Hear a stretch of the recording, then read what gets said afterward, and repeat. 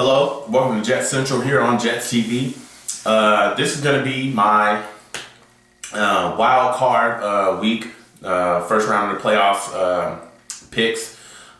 Please comment, rate, subscribe, guys. Like the videos, comment, rate, subscribe, and like the videos. Don't have any Jets stuff on right now, but it doesn't matter. Still go Jets. I'm still a Jets fan, so don't hit me in my inbox about that. This is also going to be a type of a slash video because I'm also going to talk about the Jets review season. I'm going to review the Jets season as a whole, what I thought we did well, what I thought we did wrong, and why. Because I got a lot of inbox comments saying, hey, can you kind of really speak on what you said in that week 17 video, extend on what you said. Tell us, what exactly you meant. When I made some of those comments about our franchise, the Jets franchise. So I'll go ahead and do that. So let's go ahead and get into the wild card picks. And so let's start with Cincinnati and Houston. Cincinnati and Houston, I'm taking Cincinnati. I know Houston has played extremely well this season, but I think they're down. They're down to Yates, who's a third stringer. I'm not saying that they're not going to be able to be competitive. That's not what I'm saying. I think this is going to be an extremely close game. But I think in Cincinnati, honestly, if they get up by 14 points, you're going to see Houston have to abandon the run. I don't know if Andre Johnson is 100%. I don't. I think that Cincinnati with Andy Dalton and AJ Green, and Jerome Simpson, the wide receiver on the other side of AJ Green, I know that they're going to show up and be able to play. Not only that, but Cedric Benson, they're going to run the ball extremely hard at Houston. I don't think that Houston necessarily is going to be able to stop it. I can see Cincinnati going into Houston and winning this game by 14 points and everything having to be put on Yates and having him make throws. And I have not seen Yates do that consistently. I haven't seen it. And I'm starting to kind of see cracks in Houston's defense as well. So I'm just going to take Cincinnati. Detroit at New Orleans. I am taking New Orleans. Detroit's secondary is bad. Their front four is extremely, their pass rushers, they're extremely well coached. I know that they'll get after Drew Brees, but you know what? That secondary is so bad. I don't think they'll hold up in the back end. And I think they might end up giving up a lot of points. Detroit, offensively, could be deadly, but the fact that they don't run the ball at all, kind of makes them a run-track offense. And if you give Greg Williams, which is the defensive coordinator of New Orleans, if you give him a one-track offense, you give him an offense and say, hey, defend these guys, all you do is throw the ball. Oh my God, it's like Merry Christmas. I mean, you just gave him you gave him, a gift. Happy Hanukkah, happy birthday. Here's a gift for you. I mean, Greg Williams is going to find ways to disrupt this passing game. And then after that, that's it. Because Detroit does not run the ball. They can't run the ball. So I'm taking New Orleans. Atlanta at the New York Giants. I am taking the New York Giants. I know a lot of people are going to laugh at me. But you know what? I think those pass rushers for the New York Giants, they have been revitalized. I saw that game against the Dallas Cowboys when Justin Tuck was getting up and getting after guys, where Pierre Paul was getting up and getting after guys. I'm telling you, Kiwanuka and O.C. Manura, these are all guys that I saw they're breathing again. They're getting the breath back under them. They're getting the legs back under them. I'm seeing just rushing the passer. And I don't think that Atlanta has an answer for that. This is kind of pass rush that I saw when the Giants beat New England in that playoff game. I don't think that Atlanta has an answer for that. I really don't. I'm also questioning if Atlanta can, kind of slow them down offensively as far as, running the ball. If Brandon Jacobs and Bradshaw if they start giving the ball to Ahmad Bradshaw, I don't know if Atlanta has an answer for you if you run the ball at them. I don't. I know that Matt Ryan is a good quarterback. He's not great. He's decent. Decent to average. I know that if Julio Jones and White get deep and, they'll start bombing, but I'm wondering how deep can you get if you got guys in your face? These are the questions that I have. But, hey, guys, hit me up. Fans, hit me up. But I am taking the New York Giants. Pittsburgh and Denver, it's a very simple game. Denver's not going to win. That's pretty much it. I mean, Tim Tebow has been exposed. He's a turnover machine. He throws interceptions. He holds onto the ball far too long. He's not a quarterback, okay? And I think that that's going to be the kill shot for the Pittsburgh Steelers. You are going against James Harrison and Troy Polamalu, and, we can go on and on with the names of that defense. These are guys that are not playing around. They're not coming to tell no jokes, and they don't want to play cards. They're going to blast you, sir. And I don't think that Denver necessarily has an answer for that. You can only run the ball so long, because I think that Mike Wallace and those other weapons that Pittsburgh has offensively, especially Wallace, is going to be able to slide behind that porous secondary, and they're going to be able to score some points. And I think once they get up by 21, either you're going to put the ball in Tim Tebow's hands, or, you know what, there is no choice. You're going to put the ball in Tim Tebow's hands, because you can't run the ball. I know that Denver can run the ball with McGahee, but I honestly cannot see Pittsburgh just giving up a bunch of rushing yards. So you're going to have to throw the ball. And until I see some type of remnants of actually being a quarterback from Tim Tebow, it's over for Denver. So I'm taking Pittsburgh. Now with all those games said and done, I'm going to talk about the Jets' 2011 season and what I thought of the whole deal from free agency till now. I thought that this year, we definitely took a step back. I thought we took a step back before the games were even played. I think that we took a step back in free agency by doing something that I haven't seen any NFL franchise do in quite some time, which is just be ridiculously greedy. And when I say greedy, I mean greedy as in the fact of, as in this fact. You have something that works. You have something that's already established. You're willing to absolutely destroy all that and go with something else that hasn't really been proven to work, but you just think is going to work because of the names that are involved. Let me go ahead and expound on that. We did not need to chase Nnamdi Asomugha. We didn't. That's not something that we had to have. We didn't have to have another shutdown corner, because that's what Nnamdi was prior to him getting exposed this season. We went after Nnamdi because we were extremely greedy. Mind you, we had glaring holes on our team that we did not address. We had a porous offensive line that we knew was porous, and we should have gotten help for, but we didn't. We had bad safeties.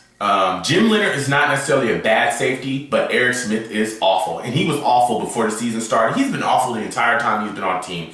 He cannot cover, okay, and we all know that. We had problems as far as offensively. If you're going to let Braylon go, if you're going to let Brad Smith go get Mark Sanchez some weapons. We also had problems not having a pass rusher on our defensive line. These are 4 problems. Boom. 4 problems. You can 4 or you can go 4. I'm going to go 4. We had four big problems, okay? We didn't address any of those, and we went after something we didn't even need. We went after a corner. And it made us look extremely stupid. We ended up, everybody that could have helped us ended up getting signed. We could have went after Jonathan Joseph. He ended up getting signed. We could have went after, there were other guys. There were other corners that were behind Jonathan Joseph. They all ended up getting signed because we threw everything in the pot at Nnamdi Asomugha. We were even cutting guys. We cut Mark Brunell to make cap room for Nnamdi. Please, come play for us. We looked so thirsty. We looked like thirst buckets. And when he ditched us, not only did he ditch us and go to Philly, he ditched us and then he suckered the Dallas Cowboys in as well. They thought they signed him. He ditched them too and ran and went to Philly. Not only did he ditch us, but he left us in such a hole because we hadn't addressed any of our problems that by the time we turned around and said, oh, Nnamdi, you're not going to sign with us? Oh my God, we got to get, everybody's gone. Everybody's gone.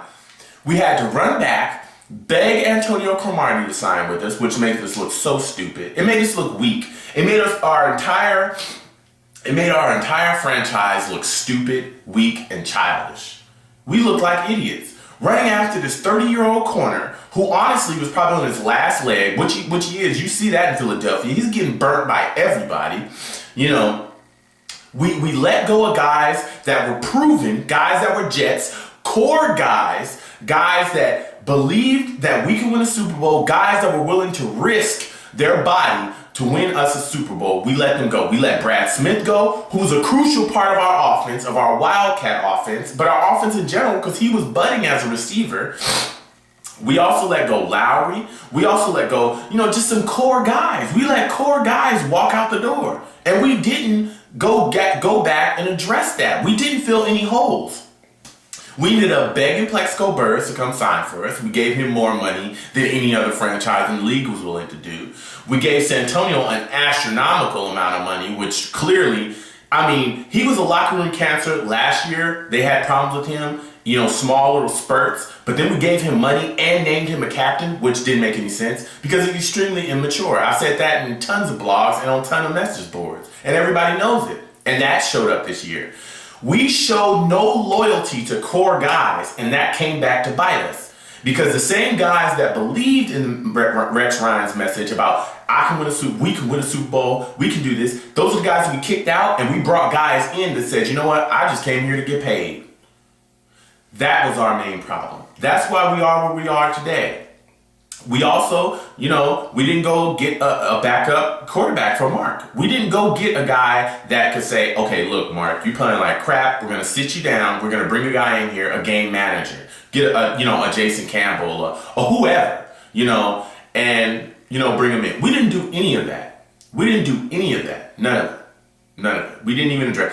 And most importantly, the two things that I honestly think that killed us on the field, I'll start with this. Number one, we still don't have a pass rusher. We still don't have a pass rusher at all. We don't have anybody on our defensive line that we can say, you know what?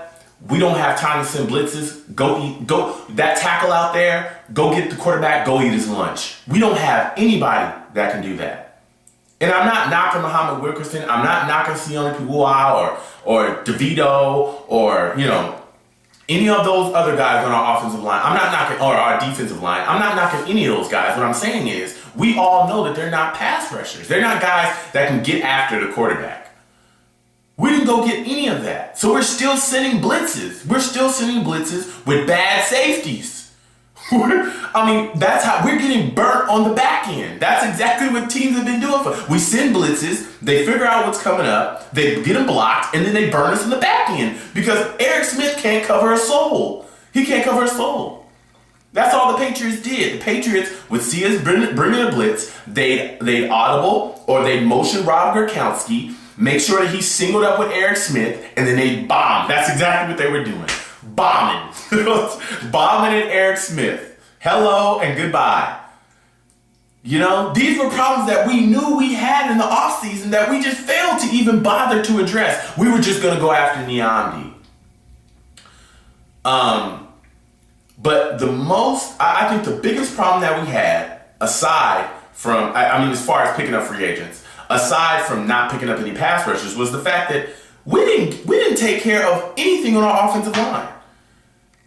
We honestly went into the season with Matt Slauson as a starting right guard, or starting left guard, which he clearly isn't a starting left guard. He's not a starter. And we went in with Hunter as a starting right tackle. Are you kidding me? This guy's a bum. He's not a starting right tackle in this league. He's not. I don't care how you try to force fit him into that position. He's not a starter. They go and they draft Vladimir Dukas. He clearly is not going to be a good lineman. He's just not. He doesn't have the feet for it. He's not physically ready for the NFL still. He didn't play a high level of competition at Boston College either, let me tell you. You knew that before he got in. He only started playing his freshman year. What the heck? He's not mentally ready either. Doesn't know snap counts. Often gets, he hops and gets tons of false start penalties. He doesn't make his reads. He doesn't make his blocks. Vladimir Dukas is not a lineman in this league. He's not a good lineman. This is common sense. How many times you have to put him out there? You put him out there in the last preseason, he got destroyed. You put him out there in this preseason, he gets destroyed. You put him out there during the season, he almost got Mark killed, and he still got destroyed. Vladimir Dukas is a failed second-round pick. Live with it. Go get us an offensive lineman. It's that simple. It's not that hard. How simple is that? If I see that as a fan, I know you see it as a coach. His footwork sucks. It's that simple. He doesn't get his hands up fast enough. His footwork is trash. He has no clue what he's going. A good pass rusher, not a great, but a good. I've seen good pass rushers, not even good pass rushers, decent pass rushers, put Vlad on his back. Stop trotting him out there. We didn't address anything that we needed to address for the season. Nothing. We didn't do anything we needed to do. We ran after a 30-year-old corner. We cleared guys off of our team, cut guys, got core guys that wanted to be Jets. Not just to get paid, but to be a Jet. They wanted to play for you, Rex. And you turned your back on them and you cut them to make way for a guy that you didn't even know was going to make, you didn't even know if he was going to make sense in our scheme. You just knew he was a shutdown corner in Oakland. That's all you knew. You didn't know if he was going to be able to do the same thing under the big lights of New York with all the pressure on him. You didn't know. Meanwhile, you got a core guy in Cromartie, a guy that gave up a lot for you, and you sat on him and basically told him to wait. Wait and see if we sign Niamdi, and if we don't, we'll come back and we'll pay you. And you ended up paying Cromartie more money than you should have because you're stupid.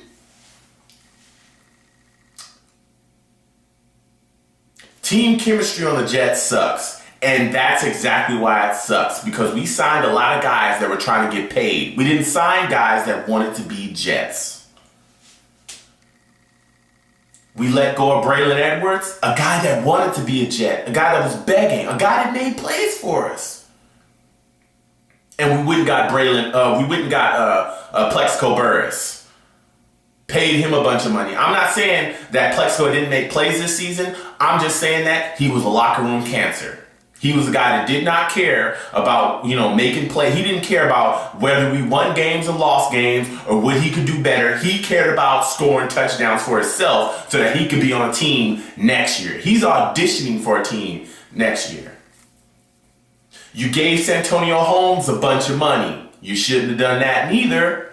And you shouldn't have made him a captain. We all knew he was a locker room cancer last year. We all knew that he was missing meetings and not showing up and cursing Mark out on the sidelines, yelling at Brian Schottenheimer like he runs something, not running his routes hard, not blocking. This is all stuff that he was doing. Now I think to get back to where we need to be, we need to make sure that we sign guys that want to be Jets. We need to make sure that we sign guys, and we need to address needs and fill holes instead of going after these ridiculous superstars that we don't need, or these perceived superstars that we don't need. We don't need Niamdi. We didn't need him. We didn't need him. We need offensive linemen. We need pass rushers. We're going to need a lot more, because now we're going to need another receiver, because there's no way that you could bring San Antonio Holmes back with that nasty attitude that he has and present him to the team and say, hey, here's our big receiver. Here's our leader. Here's the guy who quit on us last season. Let's go play with him. You can't do it. You can't do it. You can't do it. If you're going to bring Brian Schottenheimer back, if you're going to bring Mike Tannenbaum, the GM, back, they better do something to make sense this offseason. Because let me tell you, I was there. I've been to Jet Stadium before. I know how much people are paying for tickets. You're not going to tell anybody that is paying for those season tickets that they have to pay a $10,000 seat license where you hold the seats for them, and then on top of it, you're going to make them pay however many $1,000s for the actual tickets. No, that's going to be over. That's going to be over, guys. And you guys are going to have a hard time selling tickets like you did a couple of years ago when you first built the stadium. We've got to make a difference, guys, and we got to do something different. You guys, as a fan, I'm telling you, you guys have got to do something different. I'm tired of Rex Ryan come out and guaranteeing the Super Bowl every year. I don't want to hear that shit no more. I'm tired of hearing about it. Excuse my language, but I really am. I'm tired of hearing it. Tired of it. I want to see it be produced on the field. That's it. That's it. And with that said, guys, thank you guys for watching. I know it's an extremely long video. I had a lot to say. Please comment, rate, subscribe, guys. Like the videos. Comment, rate, subscribe, like the videos again. And thank you guys for watching, man. Peace.